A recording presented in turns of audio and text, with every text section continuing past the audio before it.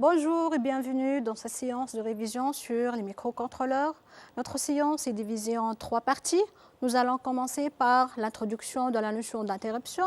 Ensuite, nous allons présenter les timers. Après, nous allons présenter les convertisseurs analogiques numériques. Commençons par l'interruption. Prenons l'exemple d'un enfant qui est occupé par un jeu sur son téléphone portable et soudain, sa mère appelle. Donc, il doit arrêter le jeu pour répondre à sa mère. Ensuite, dès qu'il recroche, il revient à son jeu, à l'endroit où il s'est arrêté. Prenons un autre exemple de l'interruption. On a le feu de circulation qui fonctionne normalement et un malvoyant qui est arrêté sur le trottoir. Il veut passer la rue. Donc, il existe un bouton sur le panneau de feu rouge. Du coup, le malvoyant doit appuyer sur le bouton pour arrêter momentanément le feu de circulation. Il passe la rue et ensuite le feu rouge reprend son fonctionnement à l'endroit où il s'est arrêté. Donc, l'interruption, on a un programme principal qui est en cours d'exécution, ensuite un événement imprévisible qui s'enclenche. À ce moment-là, le programme principal doit être arrêté pour aller exécuter un autre programme, ce qu'on appelle la procédure d'interruption ou bien routine d'interruption. Dès que ce programme se termine, donc on revient au programme principal à l'endroit où on s'est arrêté. On distingue deux types d'interruptions. Donc l'interruption externe qui existe sur les broches externes du PIC, par exemple l'interruption sur la broche RB0, l'interruption sur l'une des broches du RB4 jusqu'à RB7. On trouve aussi des interruptions internes qui sont déclenchées par le déroulement de programme, tels que par exemple le résultat du calcul ou bien le débordement de timer. Et par débordement de timer, donc ce registre de la mémoire de données, débordement du timer, c'est-à-dire que lorsqu'il arrive à sa valeur finale de la FF, c'est-à-dire lorsqu'il tout est mis à 1, pour revenir à la valeur finale, pour le réinitialiser, on utilise une interruption, c'est-à-dire le timer il va prendre la valeur 0. Ces interruptions sont configurées par des registres, tels que le registre INTCON pour le PIC 16F628A et le PIC 16F84A. Ce registre INTCON, donc, il est composé de 8 bits. Le bit numéro 7, c'est le GEE, c'est-à-dire si il est mis à 1 pour autoriser toutes les interruptions. Le bit numéro 6, donc pour le 16F876A, c'est-à-dire Peripheral Interrupt Enable Bit, c'est-à-dire autorise les interruptions causées par les périphériques. Ou pour le cas du PIC 16F84A, s'il est mis à 1, c'est-à-dire il va autoriser l'interruption causée par la fin de l'écriture sur la mémoire EEPROM. Le bit 5, donc c'est T0IE, ou bien TOIE, c'est-à-dire autoriser l'interruption sur le timer 0. Le bit 4, INT-E, donc RBUE INT, Interrupt Enable Bit, c'est-à-dire on va autoriser l'interruption sur le port B.0. Le bit 3, RBUE, c'est RB Port Change Interrupt Enable, c'est-à-dire on va autoriser l'interruption par changement d'état du port B, du RB4 jusqu'à RB7. Et le bit 2, TOIF, c'est-à-dire on va autoriser, donc ce n'est pas une autorisation, mais plutôt c'est un flag, donc il est mis à 1 lorsque l'interruption du timer 0 est en cours d'exécution.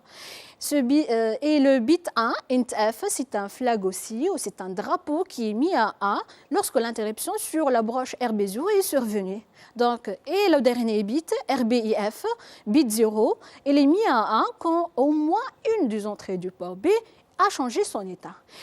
Rappelons que ces 3 bits-là, ils sont mis à 1 automatiquement par le microcontrôleur si l'interruption est survenue et on doit les forcer à 0 dans le programme avant de sortir de la routine de l'interruption. En résumé, toute interruption est gérée par 3 bits. Donc, le premier bit, c'est le flag, c'est-à-dire c'est l'indicateur ou bien le drapeau.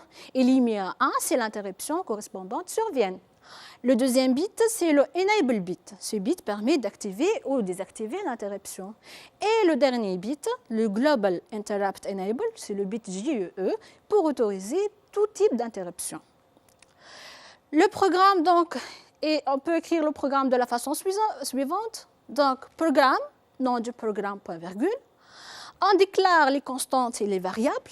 Et aussi, on déclare la procédure d'interruption qui commence par interrupt. C'est un mot-clé, procédure, interrupt. On écrit les instructions et avant de sortir de cette procédure-là, on doit réactiver les interruptions par le bit GE et aussi remise à 0 de l'indicateur correspondant, soit remise à 0 du bit INTF, T0IF et RBF.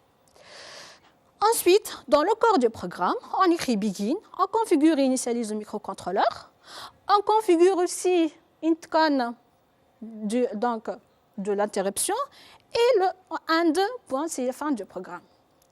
Revenons maintenant à l'exemple qu'on a vu au début. Donc ici, le feu de circulation. On veut, donc, c'est un faux sonore. On a un interrupteur P était non actionné. Le feu fonctionne cycliquement de la façon suivante. Allumer la lampe rouge pendant 2 secondes. Allumer la lampe orangée au 1 pendant 0,8 secondes. Allumer la lampe verte V2 pendant 2 secondes. Ensuite, l'action sur le bouton P, elle va interrompre ce fonctionnement pour signaler, pour donner un signal sonore pendant 5 secondes pour que le malvoyant puisse passer. Pour le signal sonore ici, on a utilisé donc, la bibliothèque du son. On peut utiliser donc, Sound Init. Sound Init, c'est-à-dire on va configurer la branche du pic pour la production du son. Par exemple, si on écrit Sound Init port C3, c'est-à-dire on va initialiser le son sur la branche RC3. On va donc connecter ce speaker-là sur la branche RC3. La deuxième procédure, donc Sound Play, c'est-à-dire on va générer le signal d'onde carrée sur la branche appropriée. Par exemple, on peut écrire Sound Play 1100. C'est-à-dire, on va générer un son de 1 kHz. Donc ici, on a écrit 1000 pendant donc, la durée, pendant 100 millisecondes. Première question, on va compléter le tableau de configuration de Tris A et Tris B. Pour cela, donc, on a choisi de mettre le panneau sur la broche du port A, RA0, RA1, RA2, c'est-à-dire les broches, donc 3 broches sont en mode sortie et aussi on a le son, on va le jouer sur le port A.3. Donc on va utiliser cette broche aussi en mode sortie. Les autres broches ne sont pas connectées. Donc sur le Tris, on écrit, puisqu'ils sont sortis, donc on écrit 0, 0 comme output. Et pour les autres non connectés, on peut les utiliser comme étant 1. Pourquoi 1? Donc ici, les broches non connectées sont considérées comme entrées. Donc je vais donner les deux cas. D'où on écrit Tris A, $F, donc les 4 bits, premier donne F, et celui-là va donner 0. Pour le port B, donc pour le port B, on a connecté donc ici un bouton poussoir sur RB0, P, donc le port RB0 sera considéré comme entrée.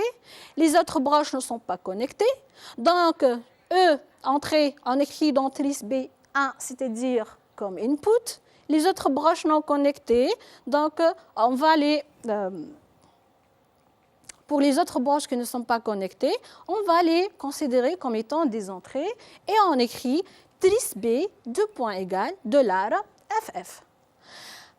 Ça, c'est pour le premier cas si les broches non connectées sont considérées comme entrées. Pour le deuxième cas maintenant, si les broches non connectées sont considérées comme sorties, c'est-à-dire les sorties du port A, on écrit dans le Tris correspondant 0. Pour les autres non connectés, on écrit 0 aussi. Donc, Tris A aura la valeur Tris A égale à $0,0. Pour le port B, donc ici on a une entrée, les autres ne sont pas connectés, donc on va les considérer comme étant des sorties. On écrit 0, d'où la valeur de Tris B égale à $0,1. Pour la configuration de l'interruption maintenant, on a dit que l'interruption est sur le broche RB0 int. Donc, sur GEE, on va valider validation globale des interruptions. Donc, on va écrire sur GEE 1. Pour PEIE, la deuxième broche du registre INTCON, c'est une interruption qui est causée par les périphériques. Donc, on n'a pas cette interruption, on va la mettre à 0. La troisième, bit 5, donc, interruption du timer 0. Non, on n'a pas besoin de cette interruption, on va la mettre à 0. L'interruption sur int e RB0, ben oui, on a besoin de cette interruption, donc on va écrire 1. Pour l'interruption sur les broches RB4 jusqu'à RB7, non, ils ne sont pas connectés ici, donc je n'ai pas besoin de cette interruption, on va la mettre à 0. Et ces flags-là, ce sont des bits qui sont mis à 1 par le microcontrôleur, on doit les mettre à 0. Ça, c'est pour la validation de l'interruption. Maintenant, donc, on écrit intcon $90. Maintenant, si l'interruption est enclenchée, ce registre prend alors la valeur suivante. Les bits qu'on a mis à 0 initialement restent à 0. Mais le microcontrôleur, il va changer la valeur de GE et la mettre à 0. Il va aussi, donc, int E, elle reste à 1. Et il va changer la valeur de int F, il va la mettre à 1. Donc, avant de sortir de la routine d'interruption, on doit écrire alors, on doit donc réactiver GE, on va le mettre à 1. Int E reste toujours à 1. Et ce bit-là qui a été mis à 1, on doit le forcer à 0. D'où la nouvelle valeur, donc intcon $90 et point virgule. Passons maintenant au programme. Dans le programme feu sonore, on va déclarer la procédure d'interruption. On a dit que interrupt, c'est un mot-clé.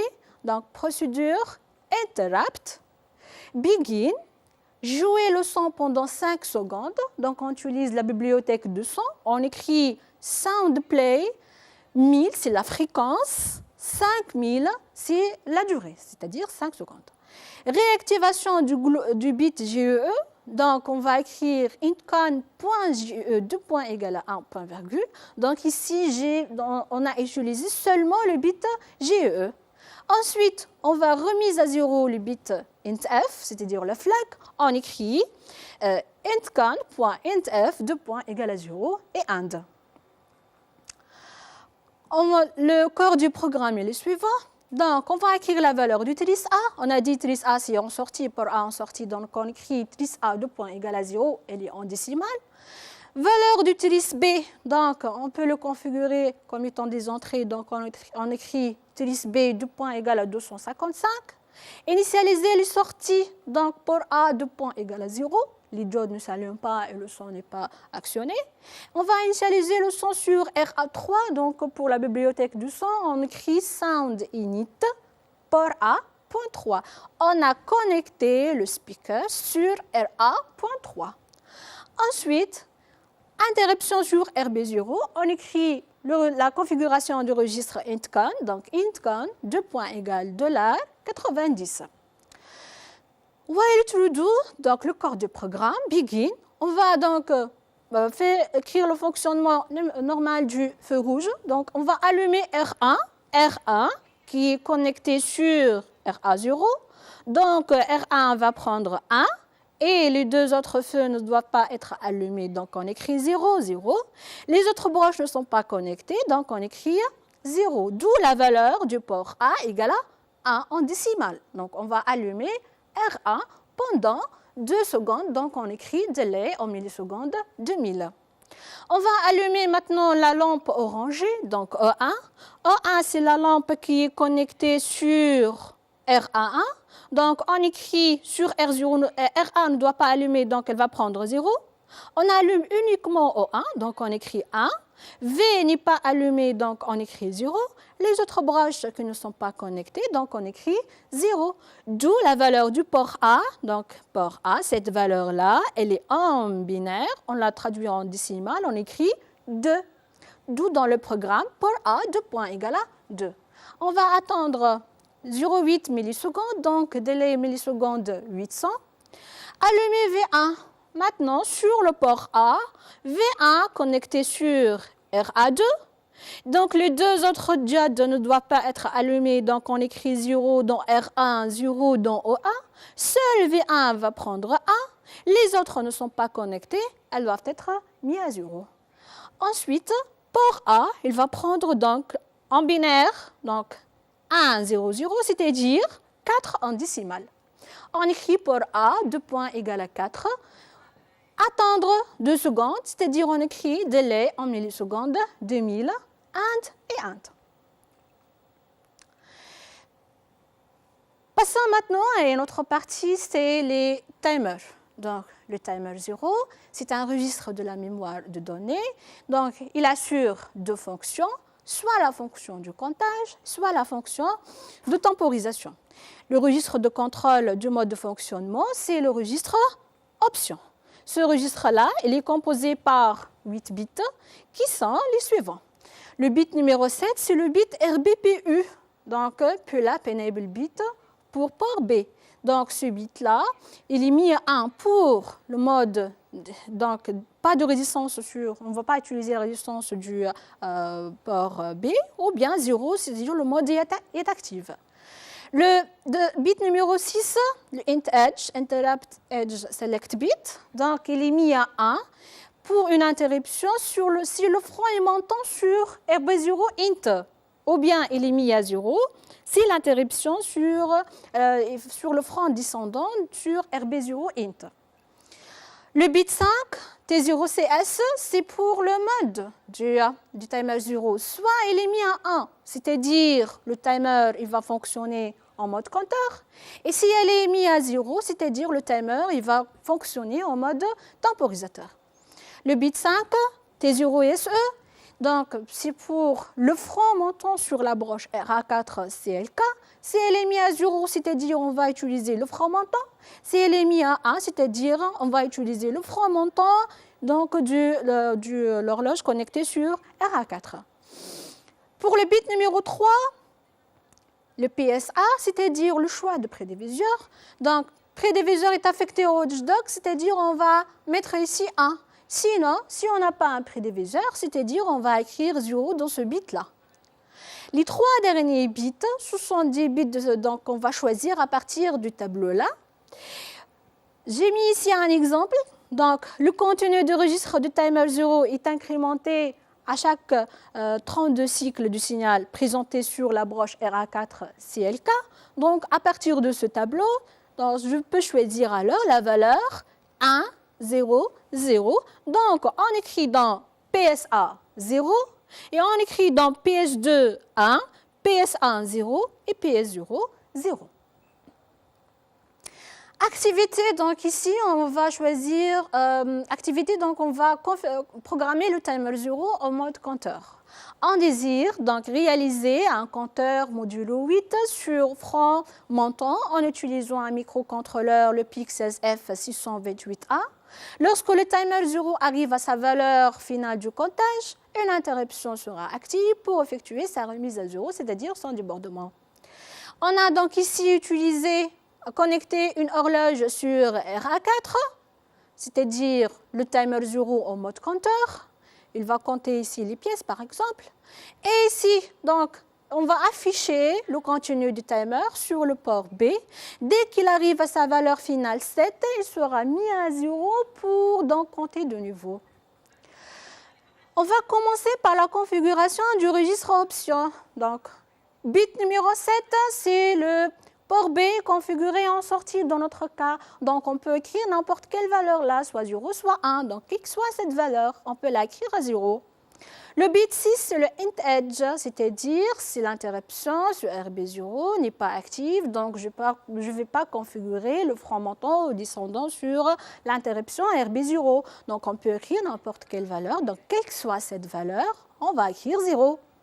T0CS, maintenant, on va configurer le timer en mode compteur ou bien en mode temporisateur. Donc, pour notre cas, le timer 0, il est en mode compteur. Donc, on va écrire ici A. Le T0SE, donc compteur qui s'incrémente à chaque front montant. Donc, à partir du document constructeur, on écrit dans ce bit-là 0. Pour PS1, donc, on n'a pas une prédivision, donc on doit affecter le prédiviseur. Pour le watchdog, on va écrire ici 1. Et les 3 autres bits, donc, puisqu'on n'a pas ici une valeur de prédivision, donc on peut écrire ici 0, quelle que soit donc ici la valeur. Par exemple, je peux écrire 0. D'où la valeur du registre option, c'est $28. Passons dans la deuxième question, c'est la maintenant configuration de l'interruption du timer 0. Donc tout d'abord, je dois activer toutes les interruptions. Ensuite, je dois activer l'interruption du timer 0, c'est le bit numéro 5. Après, les autres bits ne sont pas utilisés, je vais les mettre à 0. D'où la valeur de intcon, c'est $A0. Ensuite, donc, on va compléter le programme compteur, procédure. Donc, puisqu'on a une interruption du timer 0 dans ces procédures interrupt, begin, afficher le contenu du timer 0 sur port B, donc celui-là. Donc, port B va prendre le contenu du timer 0. Donc, on va écrire port B de point égal timer 0. If port B égale à 8, then, donc ici, c'est la remise à 0 du timer. Then, begin timer 0 de point égal $0,0, c'est-à-dire je vais initialiser encore une fois le registre timer, and. Le corps du programme, donc les déclarations, les configurations maintenant du microcontrôleur. Tris B de point égal 0, c'est-à-dire je vais configurer le port B comme étant sortie. Port B de point égal à 0, c'est-à-dire je vais initialiser le port B. CMCON de point égal à 0,7, c'est-à-dire je vais utiliser le port A comme étant une entrée numérique. On va écrire donc maintenant la valeur du registre option. Donc optionreg de point égal $EF, la valeur du registre option. GE, donc intcon.ge de point égal à 1. On va activer donc ici c'est la configuration du registre intcon. Le T0IE va mettre 1 et le intcon.T0IF va prendre 0. T0, timer 0 de point égal $FF, c'est la valeur maximale du timer 0. Ensuite, le corps du programme, donc ici, while true do, begin, and programme. Donc la simulation nous a donné donc, le compteur suivant.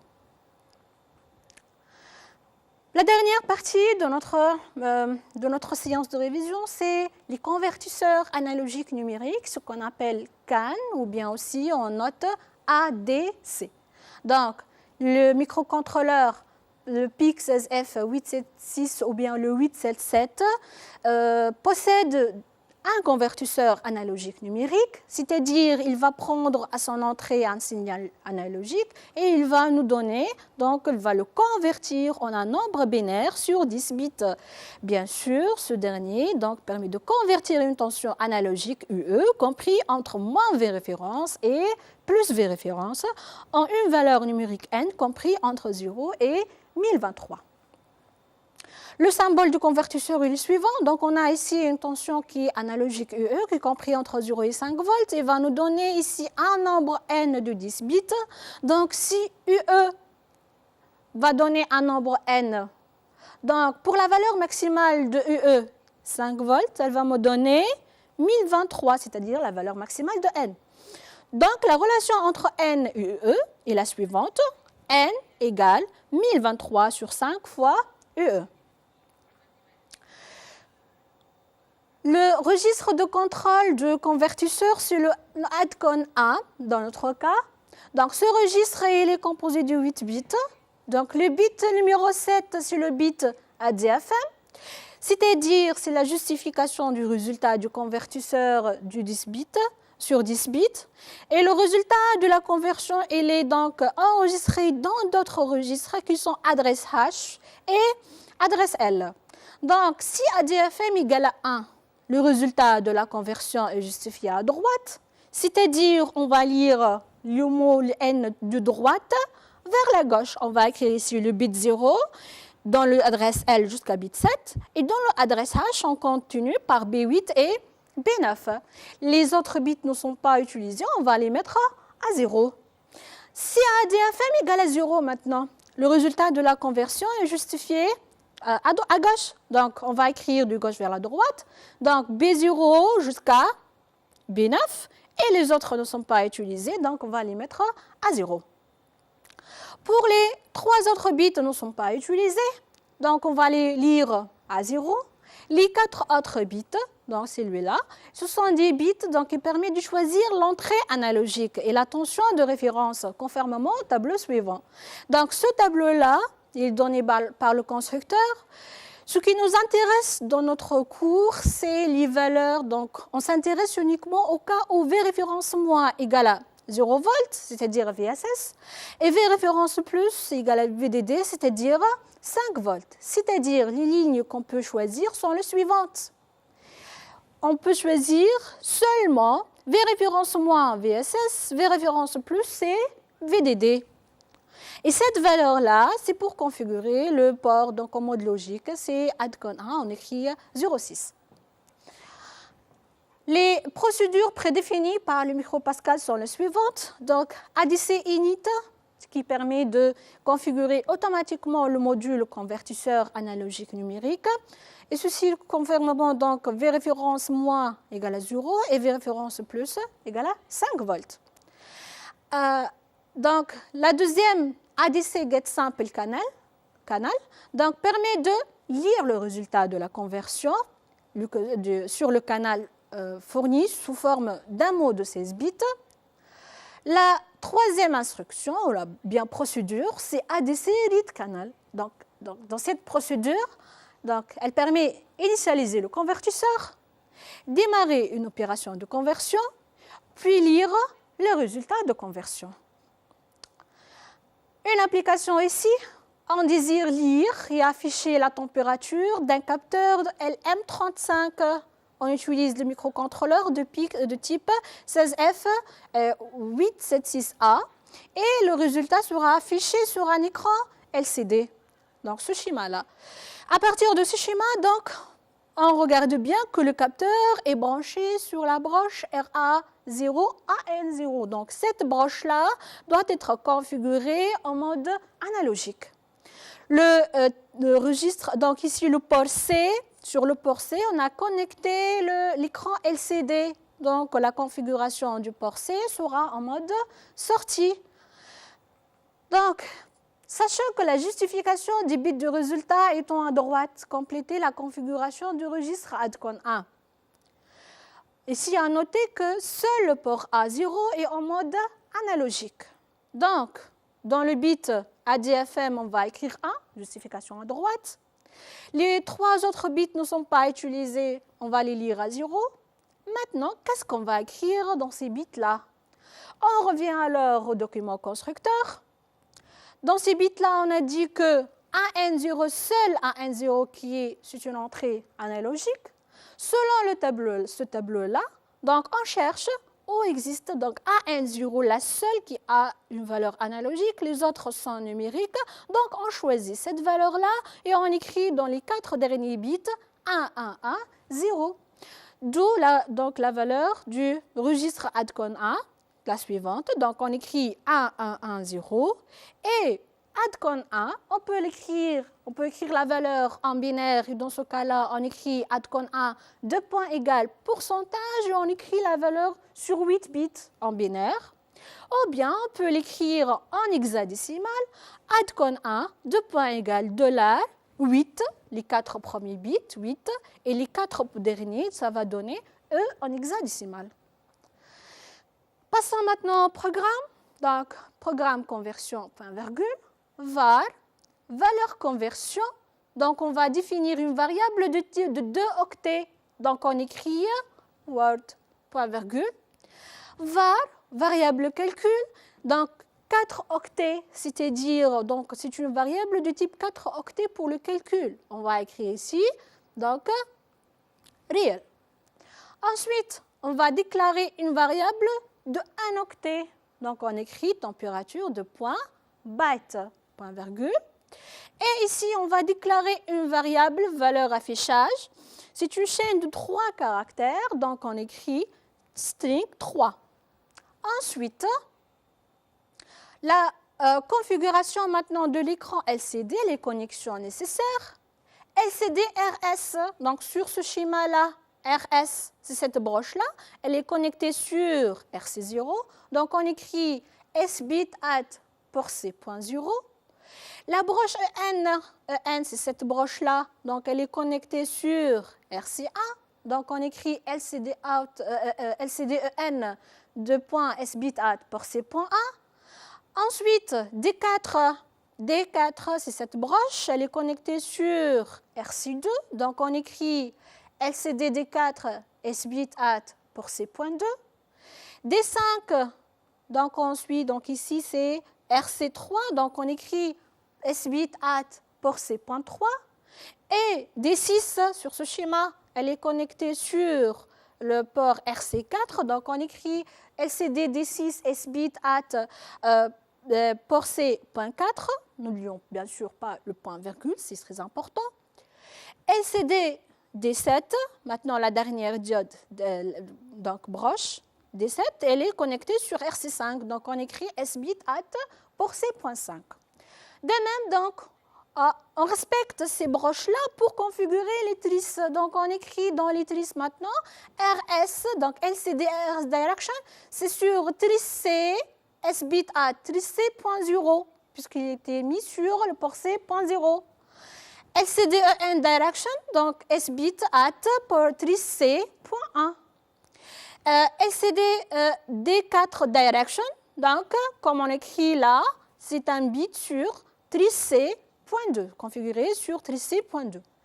LCD D5 Direction, donc S bit at trisse C.3. LCD D6, donc S bit at trisse C.4, puisqu'il est connecté sur le port C.4. Et enfin, D7 connecté sur port C.5, donc ici on doit configurer S bit at trisse C.5. Donc ça, c'est pour la connexion de l'écran LCD avec le microcontrôleur. Maintenant, le corps du programme, on va initialiser le module LCD. Donc, on va écrire LCD init, parenthèse, deux parenthèses, et point virgule. Ensuite, LCD commande, LCD cursor off. On va compléter donc par le commentaire. On écrit désactiver le curseur. On veut écrire T égale à la ligne 1, colonne 1. Donc, on utilise les procédures prédéfinies de l'LCD. C'est la procédure LCD out. Ligne 1, colonne 1, T égale. On n'écrit pas deux guillemets, mais simplement donc une seule. Adcon 1, on écrit la valeur qu'on a trouvée tout à l'heure. Adcon 1, 2 points égale pourcentage 1, 0, 0, 0, 3, 1, 0, point virgule bien sûr. Ensuite, on va initialiser le module du convertisseur. Donc, on écrit ici ADC init, ADC, c'est-à-dire le convertisseur initialisé ADC init, deux parenthèses, point virgule. While true do, donc maintenant, on va commencer notre programme. Convertir donc la tension V au RA0 en un nombre n. Donc, on va écrire valeur conversion égale, donc, ADC read 0. C'est-à-dire, on va lire, convertir la valeur lit sur la borne à N0. Ensuite, variable calcul, on va calculer maintenant valeur conversion fois 500 sur 1023. Température de point ici égale variable calcul. Qu'est-ce qu'on est en train de faire là? Eh bien, on est en train de transformer en hectare de la partie entière. Ensuite, on va convertir la température en un texte, c'est-à-dire on utilise l'instruction byte to str, donc du octet vers une chaîne de caractères. Byte to str, température, et on va la convertir dans une nouvelle valeur, s'appelle valeur affichage. Maintenant, on veut afficher la valeur de la température à la ligne 1, colonne 3. Donc, on écrit LCD out 1,3, valeur affichage. Après, donc, on va afficher le symbole degré, ce symbole-là. Donc, on écrit LCD char 1, ligne 1, colonne 7, et on écrit donc en binaire sur le code du degré. Enfin, ensuite, donc, affichage de C, Celsius, donc ce caractère-là. Donc, on écrit LCD char 1,8, le caractère C. Attente 500 millisecondes, donc c'est l'instruction. Délai en millisecondes 500. Donc AND et AND. Voilà pour aujourd'hui et merci pour votre attention.